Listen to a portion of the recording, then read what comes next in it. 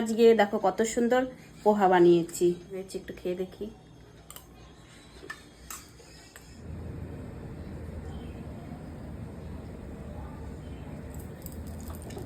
বন্ধুরা, আজকে চিড়ের পোহা বানাবো। অনেকদিন থেকে আমার কর্তা মশাই বলছে চিড়ের পোহা খাই না। এই যে দেখো 5 মিনিট চিড়েটাকে ভিজিয়ে রেখে জল ঝরিয়ে নিয়েছে, একদম ঝরঝরা হয়ে গেছে।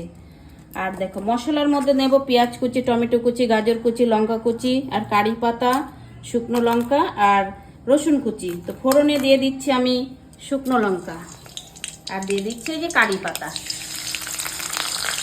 রসুন কুচি, পেঁয়াজ কুচি, আর এই যে লঙ্কা কুচি, গাজর কুচি, টমেটো কুচি।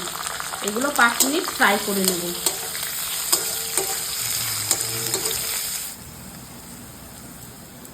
মশলাটা ভাজা হয়ে গেছে, এখন দিয়ে দিচ্ছি চিড়ে।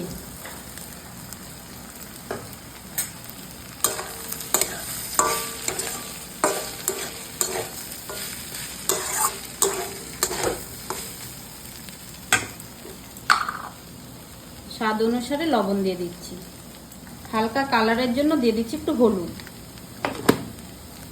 তো এখন আরো 10 মিনিট নেড়ে চেড়ে নামিয়ে নেব। পোহা প্রায় হয়ে এসছে, আর এখন নামানোর আগে দিয়ে দিচ্ছি ভেজে রাখা বাদাম, আর দিয়ে দিচ্ছি একটু ডিম সেদ্ধ। অনেকে তো ডিম সেদ্ধ খায় না, কিন্তু পোহার সাথে আমার ডিম সেদ্ধ খেতে খুবই পছন্দ, কেটে কেটে দিচ্ছি।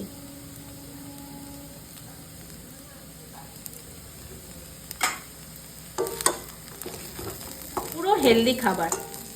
তো রেডি আমার পোহা, এখন নামিয়ে ফেলবো। নামিয়ে নিচ্ছি, আমার পোহা রেডি হয়ে গেছে।